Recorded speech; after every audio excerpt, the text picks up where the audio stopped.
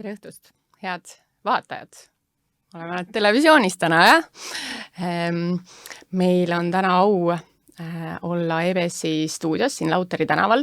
Tervitame Helsingi kampust. Soomel on täna sünnipäev ja meie saatekülalistel samamoodi täna Tõnis Vaiksaarel sünnipäev ja üleeile oli Liisil sünnipäev, nii et meil on siin väga pidulik meeleolu.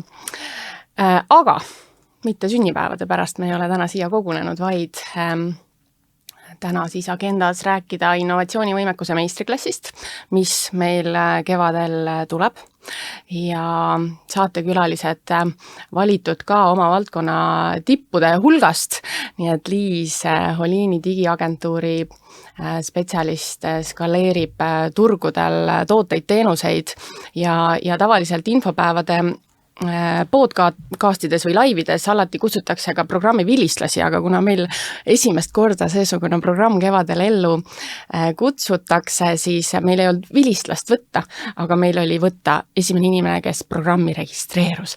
Nii et Tõnis Vaiksaar Timbeko Woodhouse'ist täna siin meiega. Vaatajad sealpool ekraani, kui teil on küsimusi, kirjutage need chatti ja ega vist muud tehnilist ei olegi, hakkame peale ja esmalt siis ma räägin natukene tehnilist infot, mis kevadel toimuma hakkab ja peale seda räägime juba sisuliselt, mis on innovatsioon, kuidas meie saatekülalised seda lahti mõtestavad, miks see meile üldse vajalik on, see teadmine, oskus ja vaatame, kuhu me koos jõuame. Ühesõnaga, täna siis jah, nii nagu ma ütlesin, alustame programmi tutvustusest, natuke arutame sisupunktide üle ja siis kõik kuulajad, kes te meid praegu laivis vaatate, kuulate, saate oma küsimused teile ka panna. Mina ise siis selle programmi juhtiv õppejõud innovatsiooniga sisuliselt kokku puutunud terve oma elu, kuigi esimesed 10 aastat ma seda niimoodi ei defineerinud. Täna juba neid protsesse ja termineid teades võib justkui nii väita ka.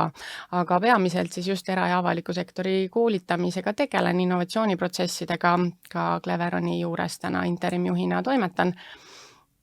Rohetiigrite Akadeemias kestliku innovatsiooni teemad ja ise olen ka olnud 10 aastat praktilises ettevõtluses. Nii et nii palju minu taustast ja nüüd programmist ka nii palju, et kus see päästik või mõte üldse tekkis, siis just nimelt, et kuna sellist süsteemset teadmist on vaja igal pool, nii et sellel väga selgelt on väärtus, mida rohkem me oskame teadlikult süsteeme, protsesse, innovatsiooni juhtida, seda väiksemad on ka riskid ebaõnnestuda. Ja ehk et pakkuda osalejale terviklikud teadmised, oskused, mida saab praktikas rakendada ja luua üheskoos siis uut väärtust, kujundada kestlikku mõtteviisi ehk just nimelt ka see hoolimise komponent hästi tugevalt sees, millest üle ega ümber täna vaadata ei saa ega ka tohiks. Nii et minu jaoks igal juhul innovatsioon terminina juba peaks olema vaikimisi kestlik ja loodusega kooskõlas olev. Ja et ma üldse ei panekski innovatsiooni ja kestliku innovatsiooni 2 erinevaks terminiks. Ja ajakavast nii palju, et kogu meie sisuline töö toimub 4 kontsentreeritud moodulis, seal vahel kodutöid ja üheskoos igal juhul siis nende moodulite läbimisega peaksime jõudma väga selge arusaamani, kuidas oma ettevõttes väärtust luua, kasutades innovatsiooni metodoloogiaid, innovatsiooni eksperimente, mõõdikuid, strateegiaid, kuidas luua seda kultuuri, sest kõik taandub lõpuks kultuurile. Nii et eduka innovatsiooni eeldused, probleemide testimine, muudatuste juhtimine, lahenduste testimised ja kestlik innovatsioon kui ettevõtte konkurentsieelis on meil ära märgitud. Aga loomulikult pikad koolituspäevad sisaldavad endas palju rohkem ka, nii et kohvipausid on seal, lõunad on, mis veel head on. Lõuna on tavaliselt päeva parim osa. Tulge kindlasti. Ehk et jah, sellised mõtted täna. Ja kokku oleme pannud omala parimad praktikud ja koolitajad, et igal juhul saate nii rahvusvahelist pärispraktikat, kohalikku pärispraktikat ja kõike seda väga filtreeritult ja sellisel väga nii-öelda peeneks lihvitud kujul, et see 4 koolitusmoodulit oleksid võimalikult sisukad ja praktilised. Liis nendest täna ka siin meil koha peal. Ja loomulikult on meil infonädala eripakkumine. Ehk et et tõepoolest siin veel mõned päevad on programmile eripakkumine soodushind ja 12. detsembrist alates siis tavahind ka, mida te kodulehel näete. Ehk et kellel huvi tekib, kes näeb, et see võiks tema jaoks olla kasulik, igal juhul minge vaadake järele. Meie siit alustame saatekülalistega. Tere Liis, tere Tõnis! Tere! Tere! Kas te ütlete enda kohta võib-olla ka 2 sõna enne? No proovime. Slaide ei ole, aga kiire tutvustus, nagu Anu ütles, mina töötan digiagentuuris Holini, tegeleme digiturunduse ja analüütikaga, täpsemalt siis just Google Adsi ja Google Analyticsiga. Minu igapäevatöö nii-öelda siis, mis antud kontekstis võib-olla põnev on ja mis kogemuste najalt ma ka programmi rääkima tulen, ongi seotud siis erinevate klientide haldamisega juba üle 5 aasta, et hästi palju erinevaid turge, täiesti üle maailma, palju erinevaid valdkondasid, et ei ole keskendunud mingile ühele kindlale nišile, kas ainult e-kaubandusele või ainult, ma ei tea, moevaldkonnale, et selles mõttes kogemusi mul ja ka meil tiimina on hästi laialt igas mõttes, geograafilises ja vertikaalses, horisontaalses, diagonaalses. Ja see on siis andnud selliseid mingisuguseid õppetunde ja trende, mida me oleme märganud tiimina, millest siis võib-olla ongi põnev ka programmis osalejatega natukene arutada, neid jagada ja ka just nimelt mõtteid vahetada, sest kahtlemata programmi tuleb inimesi, kellel endal on ka väga huvitavaid kogemusi jagada, et ma arvan, et see on ka üks suur lisaväärtus, mis tegelikult on need osalejad, et mitte ainult meie need, kes nii-öelda alustavad neid jutuajamisi oma slaididega klassiruumi ees. Et jah, digiturundus on minu valdkond, innovatsioon kui selline niimoodi, see on siis, eks ole, Anu leib. Mina niimoodi seda sõnastanud ei ole, et mul endal on ka nagu väga põnev kuulda ja näha, mis sealt välja koorub, et vaatan, kas õnnestub ka tulla kuulama äkki osalema teistesse loengutesse peal endama. Et õppida on kindlasti palju. Aitäh! Ja Tõnis, mis sa vastu paned? Mis mul vastu panna on? Tõnis olen mina ja nagu Anu juba tutvustas, siis et ma olen esimene katsejäänes, vist esimene, kes nimekirjas kirja sai ja seetõttu tõenäoliselt mind ka siia laua taha võeti, et põnev on jah olla siin korraldajatega sama laua taga, et lootsin, et tulen koolitusele, aga nüüd pean juba ise koolitama. mitte päris ise koolitama, vaid et loodan, et koolitused saan palju ja loodan, et nii nagu Liis välja tõi, et on enda poolt ka lisada, et nii teistele osalejatele ja loodan siis, et on ka teisi osalejaid, kes suudavad võib-olla isegi teinekord anda rohkem kui koolitajad ja põnevusega ootan seda programmi. Aga tulen siis jah, Timbeko Woodhouse'ist, üks ettevõte, kes on valdavalt ekspordile suunatud. Toodame siis maju, mitte ei ehita, vaid toodame maju ja suuname siis oma põhirõhu kõik väljaspoole Eestit ja läbi ajaloo oleme seda kogu aeg teinud. Katsebaas on meil ka Eestis muidugi, aga jah, teeme siis natukene teistsugust lähenemist ehitussektoris, mis on üks traditsioonilisemaid sektoreid üldse.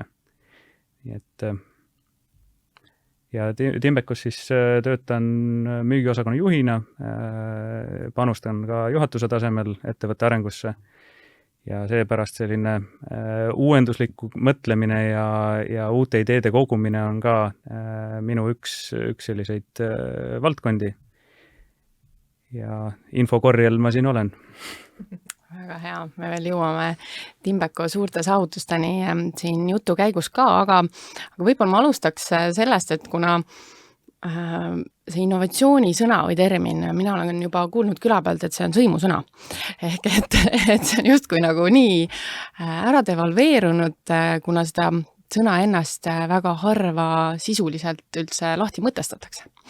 Küll aga kõik sellest räägivad. Jah? Ehk et mis on innovatsioon?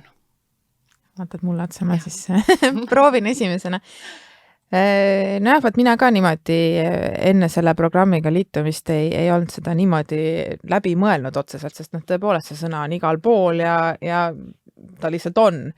Ja pannakse teda külge sellise nii-öelda omaette nähtusena kuidagi toimetab kuskil.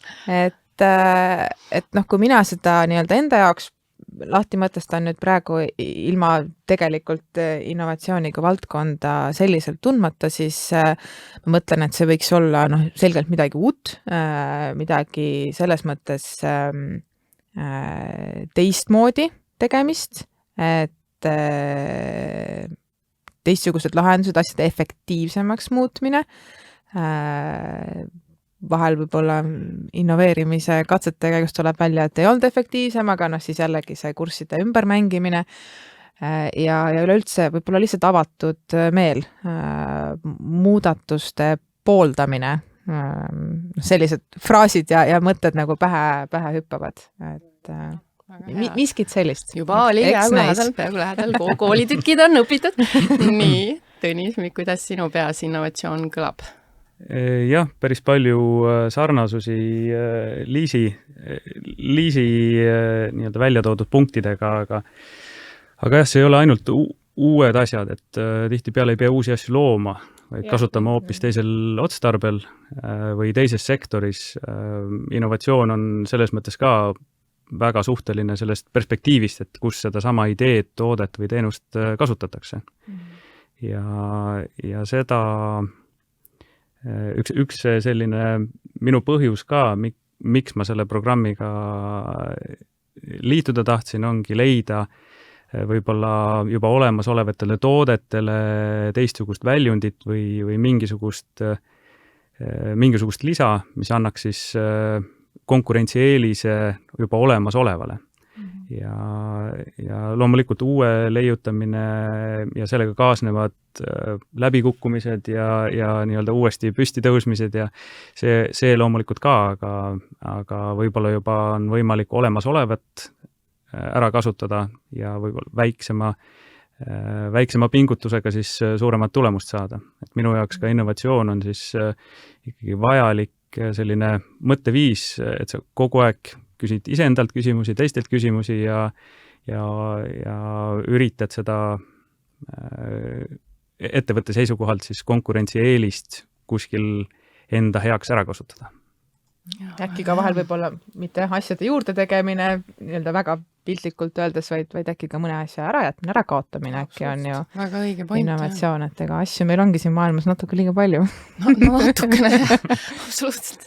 Nii on et programmis ka me käsitleme just nimelt neid 10 innovatsiooniliiki, et niimoodi ka vaikimisi, kui rääkida innovatsioonist, siis esimesena seostubki uus toode või uus teenus, aga tegelikult see absoluutselt nii ei ole, et seal on väga palju muid värvinguid ja võimalusi ja just nimelt protsessi innovatsioon, et ajada taga seda tõhusust ja üks selliseid väga suuri efektiivsuse kohti ongi just nimelt see protsess, et Eesti riik selles ju väga hea näide oma digiriigiga, et kuidas on protsessid aetud joondu nii, et me ei peaks 3 tundi paberdeklaratsiooniga Maksuameti ukse taga istuma. Et jällegi saab vaadelda hästi erinevate nurkade alt, otsida võimalusi, otsida vastuseid, mida ei peaks tegema. Et klapib hästi. Aga miks, või isegi võib-olla niipidi küsida, et Tõnis, teie tegite nüüd Timbekoga käesoleval aastal ajalugu, ehk et esimest korda oli ettevõtlusauhindade galal seesugune kategooria nagu aasta kestlik ettevõte ja teile see üle anti. Mille eest see tunnustus tuli? Väga raske töö. Aga Tegelikkuses jah, me oleme panustanud, nüüd ei julge isegi kuudes välja tuua, väga-väga teadlikult, juba teist aastat kindlasti, väga teadlikult siis jätkusuutliku, tegelikult isegi juba rohkem, aga sellisel tasemel nüüd viimased 2 aastat umbes, oma toodete ja teenuste ja kogu selle protsessi ja projektide kaarega oleme tööd teinud ja oleme seadnud endale siis üsna selged eesmärgid, kuidas siis oma jalajälge ja oma klientide ja lõpptarbija jalajälge keskkonna mõjusid siis ka joondu ajada, nii nagu Anu välja tõi, et seda joondu ajamist võimaldada, et oleks lõpptarbijal võimalik siis ka oma jalajälge vajadusel siis vähendada. Ja see oli siis üks nendest punktidest tõenäoliselt, miks meid tähele pandi. Kindlasti on meie tehtud sellised innovaatilised lähenemised renoveerimisele koostöös siis TalTechi ja Drive0-iga. Et seal partnerid oli veel, kõiki ei hakka eraldi välja tooma, aga siis täisrenoveerimislahendus, mis on ka ehitussektori mõttes väga suur innovatsioon, mida me Eestis katsepolügoonil Sauel ka tegime, et just sellised teadlikud valikud ja ka läbitegemised, ärategemised, mitte ainult paberil, vaid päris elus ja need on need, millega me siis oleme juba järjepidevalt tegelenud. Ja eks siis sealt me oleme silma jäänud ja võetakse koolitustel havalöögile ka kaasa. Võt. Nii on, see on täiesti muljetavaldav. Aga aitäh kutsumast veel kord. Staarid alati oodatud. Ja veel võib-olla siia otsa küsiks veel niipidi, et kuna teie ettevõte on tootnud ühe ainukesi või mitte ainukene, aga üks väheseid ESG-raporteid, mis Eestis on olemas ja see võeti kohe ülikoolide poolt õppematerjaliks kasutusele, et kuidas sa tunnetad, et kas selline suuna näitamine on kohustus, vastutus, privileeg? Võib-olla natukene igaühest, et oleneb jälle perspektiivist ja natukene, et kuidas seda lahti mõtestada, aga meil on tõesti hea meel, et oleme suutnud enda jaoks oma väärtuste järgi siis ka teatud eesmärgid ja ajalises mõttes siis ka sammud ettevõtte sees kokku leppida ja ESG raportis meil see on ka välja kuvatud ja minu teada ka tõesti meie sektoris ma ei ole vähemalt näinud ja kuskilt sellist head näidet Eestis rohkem tõesti võtta ei ole. Võib-olla sul on paremad andmed, et võib-olla on juba siin igasugused. Mina tean ka, et teie olete tipp ja sellepärast sa siin täna oledki. Siin laua taga on ainult parimad. Aga jah, see on meil kokku lepitud ja me olemegi enda jaoks ka lahti mõelnud, et me teeme neid raporteid ja raporteerimise eesmärgi seadmisi ise. Meil ei ole jah, väljastpoolt konsultatsiooni kuskilt võetud ega ostetud, vaid me tahamegi need eesmärgid ja sammud ettevõtte sees ise kokku leppida. Ja väljapoole paistab siis see ilus raporti näol, aga ettevõtte sees siis proovime neid suuri piihääge, ehk siis neid suuri ja väljakutsuvaid teemasid endal ka tegevuskava sisse istutada. Väga hea. Aga Liis? Nonii. Turundusinnovatsioon, jah. Ja mina tean ka, et sina oled Eesti üks tippe just nimelt skaleerimaks turge. Ja see on oskus ühe käe sõrmedel, eks ju. Inimesed seda Eestis oskavad ja ma tean, et selle valdkonna spetsialiste hangitakse juba väljamaalt, et enamik on juba käega löönud. Nii et sina üks neist Eestis oled, kes tõepoolest siis kodust või kontorist arvuti tagant lahkumata oma klientide jaoks suuri turge hõivad. Kas see on turundusinnovatsioon või see on sinu jaoks lihtsalt business as usual? Minu jaoks on see sellisel kujul turgude hõivamine, eri riikide katmine, klientide viimine eri turgudele on suhteliselt business as usual.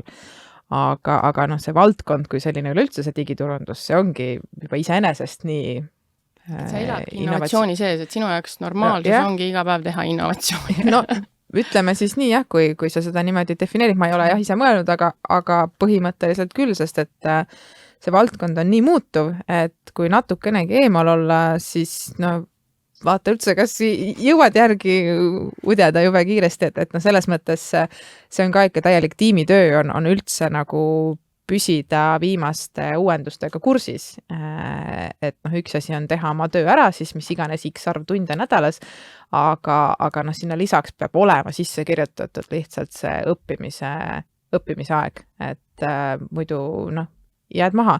Ja kui ma mõtlen näiteks 5 aasta tagusele ajale, kui ma alustasin selles just noh, selle Google Adsi valdkonnas, et ennem oli natuke olen kauem töötanud ikkagi 5 aastat, aga just Google Adsiga, et siis noh, see, kuidas me siis asju tegime, me hoidsime väga nagu viimastest või no olime siis uuendusmeelsed, aga kui me teeksime praegu asju nii, nagu me siis teeksime, siis noh, meil ei oleks mitte mingeid tulemusi, absoluutselt kõik on täiesti vastupidine, noh, fundamentaalselt iga element põhimõtteliselt, mille peale ma praegu suudan mõelda minu töös, on see siis detailides, ma ei tea, konto ülesehitus, mis iganes valikud seal, et noh, see on nii meeletult muutuv.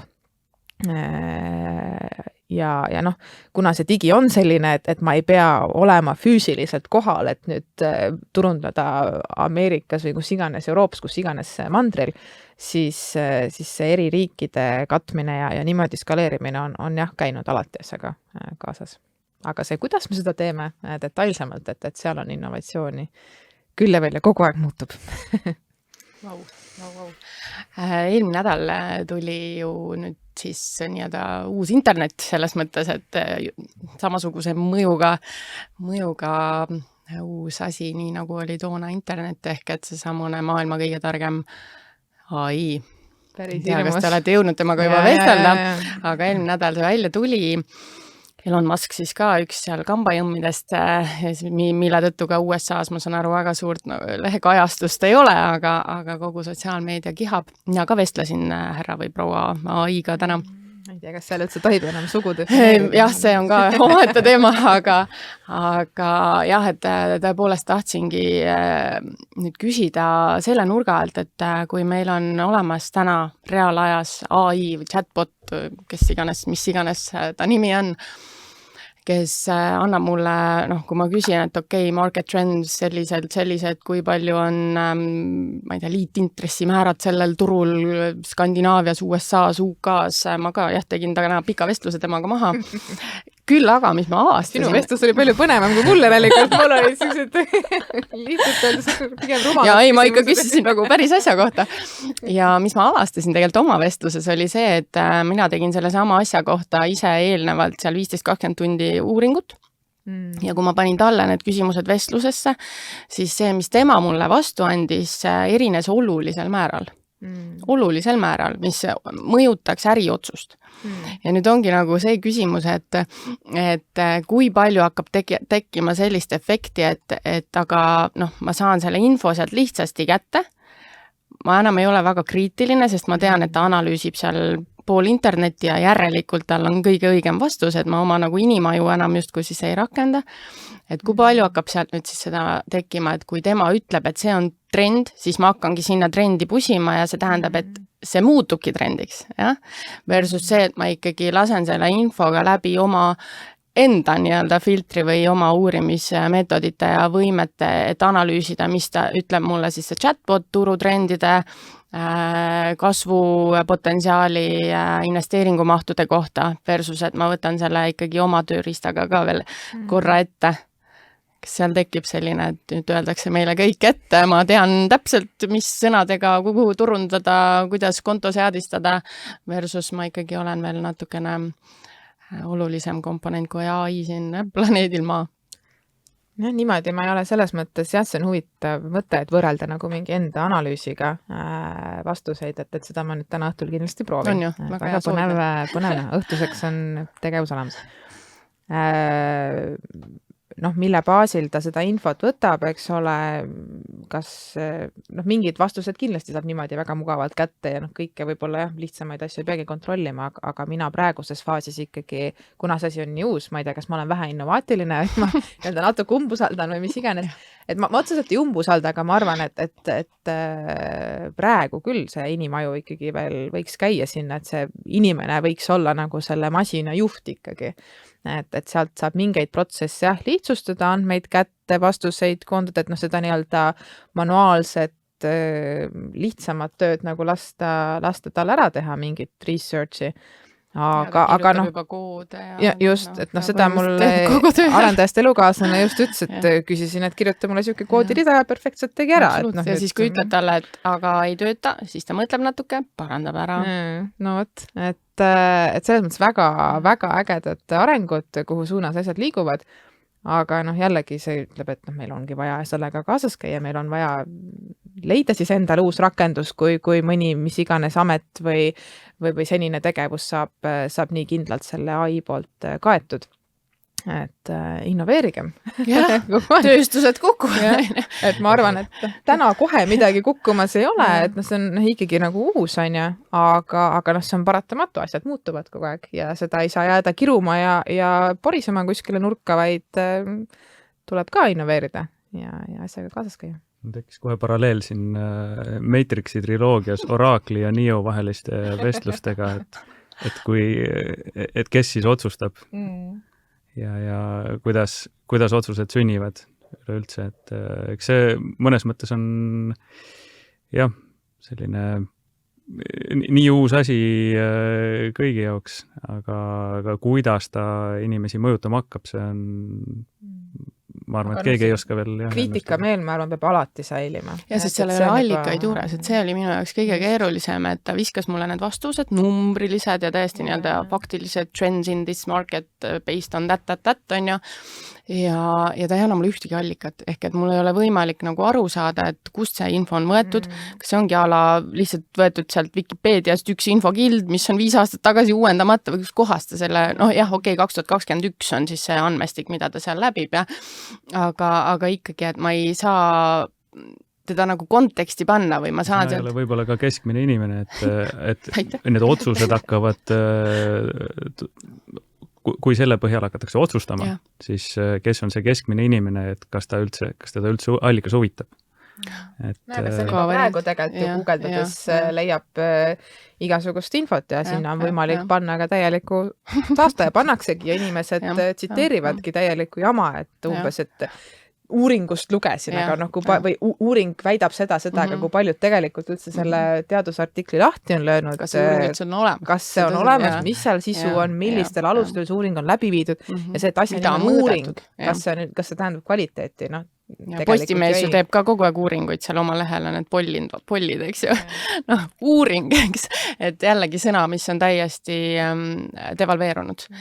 Et jah, lihtsalt kui ma ka vestlesin hommikul siis ei ole veel jõudnud. Katset ära, samad tüübid vist on ehitanud ka pildi sellise asja, mis ehitab sulle kirjelduse põhjal pilte ise, mis töötab ka päris hirmuäratavalt hästi, et ka huvitav tööriist. Aga jah, ei, selles mõttes kriitikameel, ma arvan, et peab veel mõnda aega säilima ja just nimelt, kui see muutub nagu aluseks just selliste oluliste otsuste langetamisel, et siis eriti. Ja põnev ongi nüüd jälgida, et kas nad mingi hetk tahetakse, et see asi muutuks selliseks nagu kõige tegijaks otsustamise aluste andjaks ka, et võib-olla siis sinna ikkagi peaks need allikad lisanduma, sest et tõesti praegu ka mina infot otsin, siis ma ikkagi otsustades vaatan väga kriitiliselt ka allika üle, kui on mingi oluline otsus või info, mida ma leida püüan. Igal juhul tööpõld laienes IT-turvalisuse vastutajate neile väga kõvasti. Et ettevõtted ja kõik saavad panustada kindlasti IT-turvalisusesse veel tugevalt rohkem kui siiani. Ja minu jaoks ka just, miks on vaja auditoorset haridusprogrammi tänapäeval. See tundub ka juba niimoodi, et 50 aastat tagasi on ju, võib-olla oli vaja seda. Aga minu meelest üha enam seda rohkem on vaja tulla kokku kokku, et olla kriitiliselt, kasutada inimaju, et aru saada, et mis on päris, mis on arvamus, mis on nii-öelda kellegi genereeritud uuring, on ju.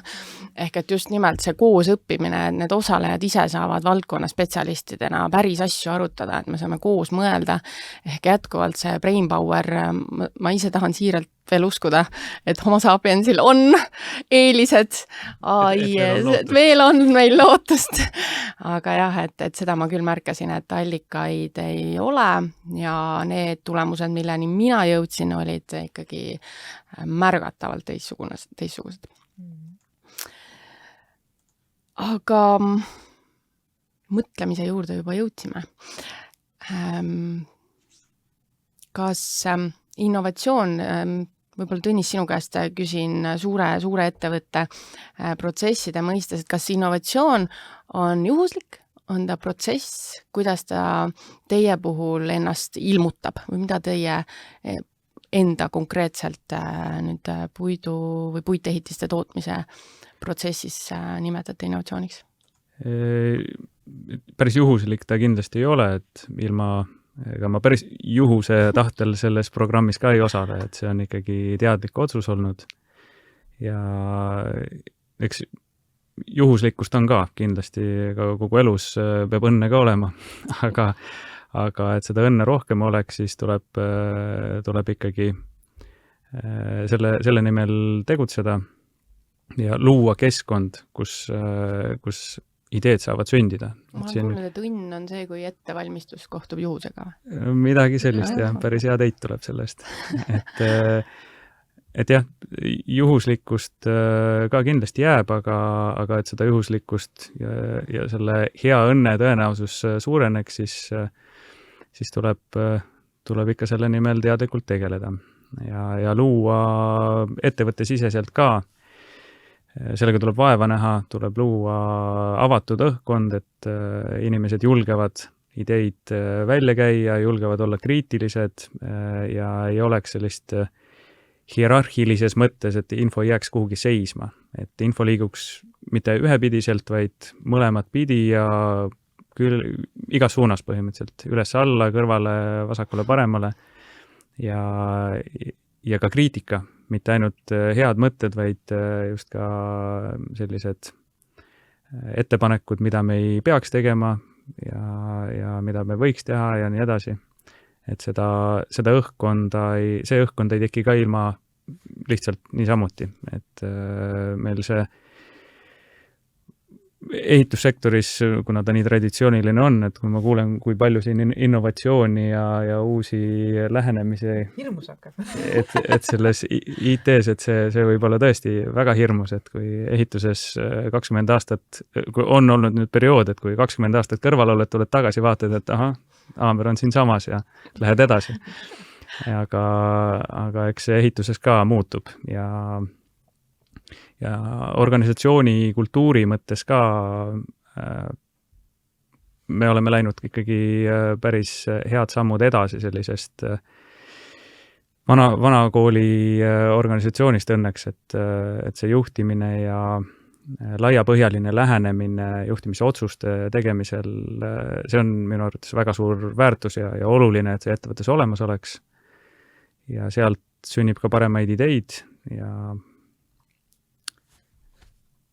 sellised mõtted sinu küsimuse peale? Jaa, tegelikult ma nuppisin juba kõik nii-öelda need põhikomponendid välja, et innovatsioonikultuuri peamisteks komponentideks loetaksegi tehnoloogiat, inimesi, andmeid ja protsesse, ehk et siis nende 4 komponendi kooskõla, aga Liis, tehnoloogia, inimesed, andmed, protsessid. Millised on need kriitilised komponendid või kuidas teil on see kultuur loodud, et sa saadki nii-öelda töö ajal õppida või sa saadki kogu aeg nii-öelda olla on top of things või selle innovatsiooni või uuenduste ree peal, et sa ei kaota oma vaimset tervist ja saad ühildada kõikide muude elu komponentidega? No meil on see algusest peale olnud nii-öelda tiimitööna lahendatud, et kindlasti meie organisatsiooni nii-öelda see struktuur erineb teistest, aga oleme seda algusest peale teinud nii-öelda tiimitööna. Mis ma siin keerutan, ütlen lihtsalt ära, et põhimõtteliselt niimoodi, et kord nädalas meil on spetsiaalne koosolek selleks, kus me jagame, kes mida õppis, katsetas, saab küsida uute ideede kohta, kas kellelgi on kuskil mõne kliendiga vastav kogemus, keegi on mingit teemat uurinud, kedagi mingi valdkond huvitab, siis tema võib-olla seda õppides natuke valmistab teistele ka ette mingisuguse kokkuvõtte, siis ütleb, et vot ma nüüd siin selle kliendiga natuke seda katsetan, mõned nädalad hiljem siis jälle toimub jagamine, et mis olid õppetunnid, kuidas, et üksinda oleks väga-väga raske või ma julgen väita, et võimatu ja ka meiegi selles mõttes ma ei ütle, et me oleme 100% kogu aeg kõigega päevapealt kursis. Ei ole, et see, me anname endast parima ja seda tehes tiimina on kõvasti lihtsam kui üksinda kuskil pusides, et selles mõttes ma olen hästi tänulik, et ettevõttes on algusest peale olnud selline mõtteviis ja kui ma nüüd mälu ei peta, siis minust isegi töökuulutuses oli juba kirjas, et X% ajast on ette nähtud õppimiseks ja sellega reaalselt selles mõttes tegeldakse, et pidevalt uuritakse, kas sul on aega sellega tegeleda, kas sa oled jõudnud, kui on näha, et ei jõua, siis saab mingeid asju ümber mängida. Et see on kogu aeg olnud prioriteet, sellepärast, et juba üle 5 aasta tagasi saadi aru, et teisiti lihtsalt ei saa. Et see ei ole mitte konkurentsieelis, vaid see on baasvajadus püsida asjade ja uuendustega kursis. Et tehnoloogia hiid Google ikkagi ei maga, neil innovatsioonimootor töötab täiel võimsusel kogu aeg. Aga Google'ist juba rääkisid, aga kas digiturunduses ka kestlikkust või kestlikkusest räägitakse, et a la Google carbon neutral või 2030 on ju, et kui palju seal siis päriselt on võimalik ära teha just siis seda, et olla hoolivam, keskkonnast hoolivam, see jalajälg väiksem oleks või pigem selles valdkonnas see piirdubki sellise jutuks hea küll süsteemiga? Jah, see kestlikkuse teema agentuurina nii-öelda või digiturunduse spetsialistina ma arvan, et kuidas saab anda oma panuse on näiteks valides, kellega töötad, kelle ärisid sa edendad. Et teatud valdkonnad on meil ka nii-öelda automaatselt laualt maas, millesse me ise nagu ei usu või me ei arva, et neid peaks edendama. Ja selliselt otsuseid langetades, et kui ma nüüd seal nii-öelda väga lihtsustatult öeldes nii-öelda mingeid reklaamtekste välja mõtlen, siis seal ei ole nagu seda, et kas ma nüüd panen sinna natuke rohkem rohelist varjundit või mitte, et see nagu maailma ei päästa, aga jah, need valikud, et kelle ärisid mina kasvatan. Et see ma arvan, et mõjutab asja täitsa märkimisväärselt. Väga äge. Okei, aga vahepeal veel tuletan meelde, et kui meie kuulajatel on küsimusi, pange need jooksvalt teele, sest meil varsti hakkab siin juba aeg läbi saama. Nonii, jah. Info, tuli info, just.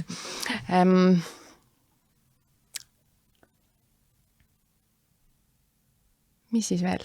Miks innovatsioon üldse on oluline? Meil ju justkui nagu kõik eluks vajalik on olemas. Miks on vaja mõelda uuenduslikult? Saab otsa. Meil on liiga palju. Loodusvarad saavad otsa. Ja saab otsa, loodus saab otsa.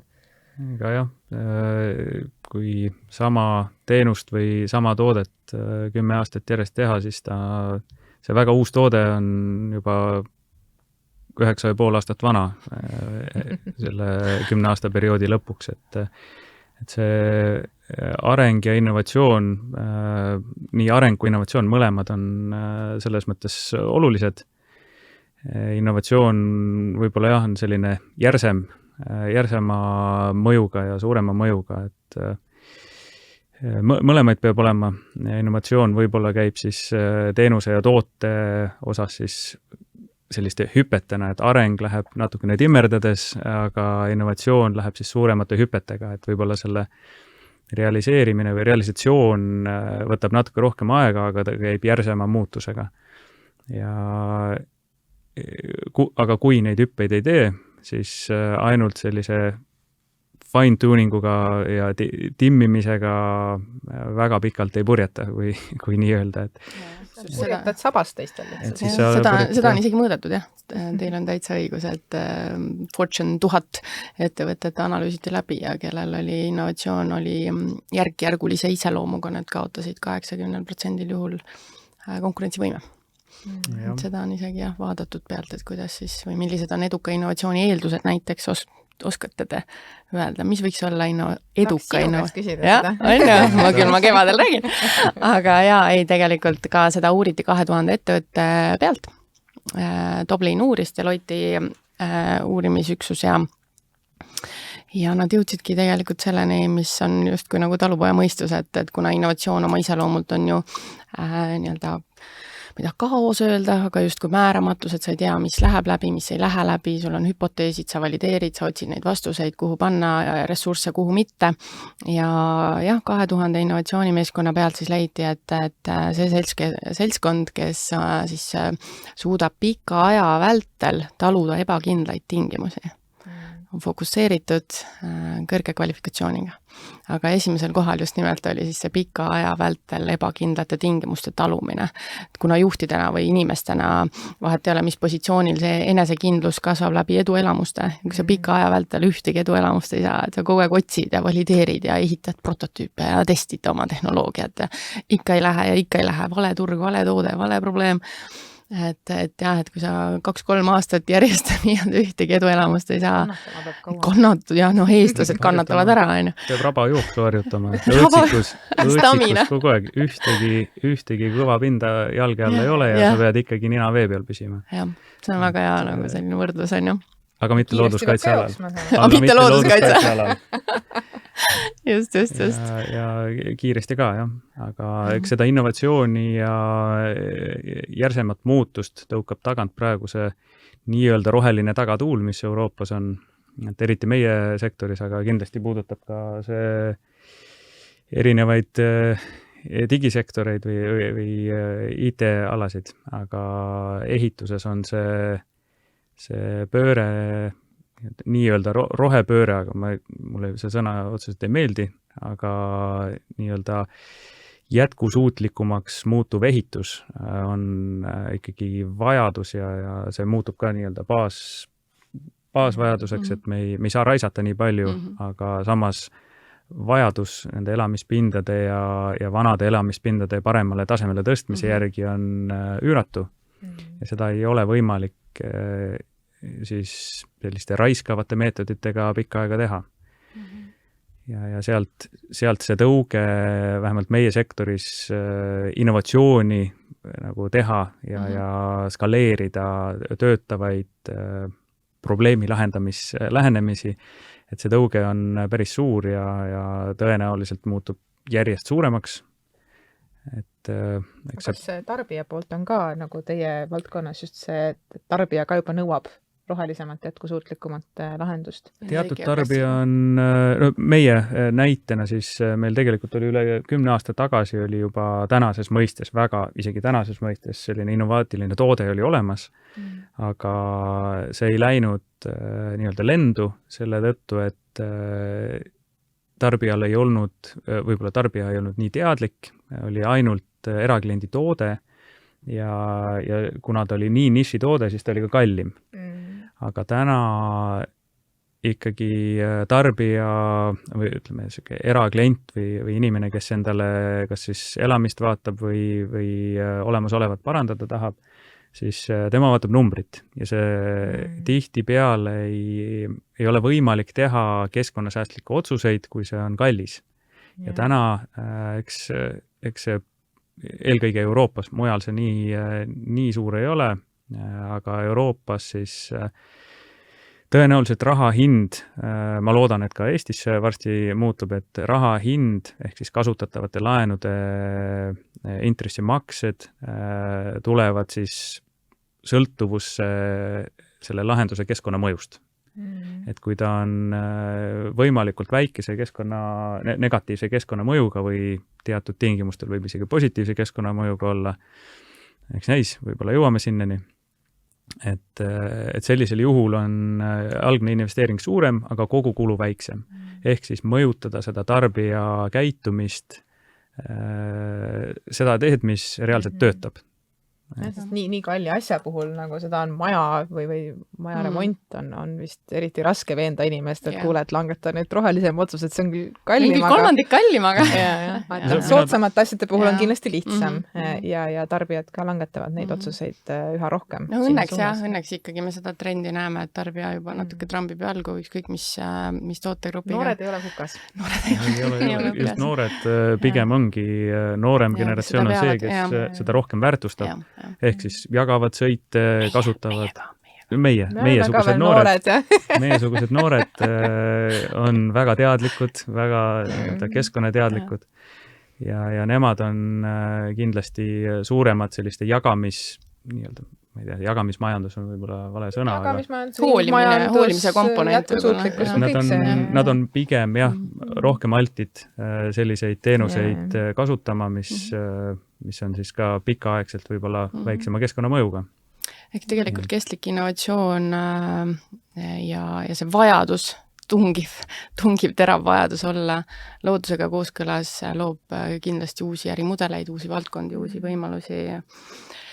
Ja kui me mõtleme innovatsioonist kui siis uue väärtuse loomisest, kasutades uut teadmist, oskust, siis nii ta võikski kõlama jääda, et innovatsioon sõnana kõlab igas peas hästi erinevalt, kui ta küll ta peab olema murranguline, küll ta peab olema juhuslik, küll ta peab olema mõttelaad, küll ta peab olema igal pool ja igas osakonnas, aga kui mõtestada lahti just sellisel viisil, et uue teadmise oskuse rakendamine viisil, mis loob uut väärtust, siis võiks tast olla nagu rohkem meetodina kasu. Aga kena, võib-olla ma veel lõpuakordiks küsiks, te ei ole nüüd selleks valmis, aga ma küsin raamatusoovitust, ehk et te ei pea olema innovatsiooniga seotud. Aga mis võib-olla on teid kõnetanud või mida soovitakse või mis teil öökapil oli kunagi ammu, kui teil oli aega lugeda või täna? Mina olen väga paljude selliste eluolukordade ja lähenemiste jaoks leidnud sellised paralleele või mulle meeldib ebamugavaid olukordi ka vaadata läbi huumoriprisma ja mul on seetõttu vahva sõdur Šveiki juhtumised teise maailma. Et sealt on nii palju selliseid ajatuid tsitaate ja olukordi, et vaadata ebamugavatele olukordadele võib-olla nagu tänane selline hästi ebakindel õõtsik majanduses, nagu meil täna on, et vaadata, kui hull see ikka olla saab, et mis on kõige hullem, mis saaks juhtuda ja kindlasti see Šveiki raamat on üks selline, mida tasuks keerulistel aegadel võib-olla lugeda. No väga hea soovitus. Nii, Liis, mis sul vastu on pannud? Sellised küsimused tuleb küll ette saata. On ju? Nii-öelda, mis natukenegi haakub siin täna need valdkonnad, ma pean tunnistama, et ega ma nendel teemadel väga raamatut niimoodi paberkujul ei loe, kuna just nimelt nagu mainitud valdkond on nii muutuv, et keegi nagu ei pandagi, ei trükitagi seda asja paberile, et asi peab olema nii-öelda edititav. Et enamik on kahjuks raamatutest eemaldunud ja on online'is, et on erinevad nii-öelda tipptegijate blogiartiklid, koolitused, webinarid, asjad. Ja kuna neid muudatusi on ka nii palju, siis kuni selleni välja, et lihtsalt ka Google'i enda nii-öelda, isegi mitte pressiteated, vaid lihtsalt nende nii-öelda need materjalid, mis kirjeldavad, kuidas nüüd see mingi asi töötab, too asi töötab, et neid nagu mõtestatult läbi lugeda, et see on juba mulle väga palju suuresti nagu nendeks infoallikateks. Et raamatu soovituse puhul, ma olen üks nendest, kes väga palju ei ole viimasel ajal jõudnud lugeda ja antud valdkonnas ei oskagi hetkel. Aga mina pigem soovitan, mul oli vahepeal ka päris pikk auk, kus ma ei lugenud peale siis erialakirjanduseks nagu liisil kogu aeg. Vajaduspõhiselt, aga ma olen tõesti avastanud nüüd viimase aasta jooksul seda, et on võimalik teatud tegevusi, teatud individuaalsporditegevusi või õues töötamise või autosõidu ajal kuulata podcast'e ja ka raamatuid. Raamatu lugemine loomulikult lugedes on see kinnistumine ja 4 korda sama lõiku on sul võimalik ikkagi päriselt ka aru saada lõpuks, mida sa loed, aga tekitada harjumus, et sa lased endale soovitud suuna infot sisse. Et muidu on seda müra nii palju, aga leida mingid tegevused, kus sa saad päriselt siis valida, et ma nüüd selle suuna info, jah, ma ei panusta alati raamatutesse, vaid pigem kuulata lubada seda infot ligi endale. Ja filtreerida, mis infot just, et seda on nii palju ja valida. Mitte üleküllust tekitada, siis ongi valida mingiks perioodiks. Nüüd ma olen ka sellistes rahulikumates jooksutrennides kuulan ühte konkreetset, see on küll seotud natukene teise sektoriga, aga pikad trennid on investeerimispodcastid ja intensiivsed on siis natukene sellised teise nurga alt, aga jah. No, väga hea, siis... See on investeering enda siia kahe kõrva vahele. See töötaks peale seda, kui meil nüüd OpenAI on kõikidele saadaval, eks? Beat that. Beat that, täpselt, jah. Ehk et jah, tõepoolest jällegi see ka, mida me enne mainisime, et miks siis nii-öelda seda auditoorset tööd on vaja, kui info tuleb igalt poolt, kui inimene peab iga päev Google'i materjalidest tuhnima, inimene peab iga vaba hetke paralleelselt infot hankima, et oleks kursis, et just nimelt see filter, et see otsus, mida mul on vaja leida see tee ots üles, mis infos üldse hakata tuhnima, et justkui siis see majakas paika panna koos. Ja vahel lihtsalt lõgastada ja kuulata ilukirjandust või lugeda. Jah. Puhkama peab ka. Absoluutselt. See on väga ilus mõte, millega saatekülalistega täna joon alla tõmmata. Kui kellelgi veel tuleb peale meie vestlust küsimusi, saatke kindlasti meilile. Leiame koos vastused ja omalt poolt siis soovin, et innovatsioon oleks uue väärtuse loomise eestvedaja, mitte niisama sisustamata termin ja uue toote või teenuse võidujooks. Sõnakõlks, just. Aga suur tänu, Liis, suur tänu, Tõnis. Aitäh, vaatajad, kuulajad ja loodetavasti kohtume kevadel.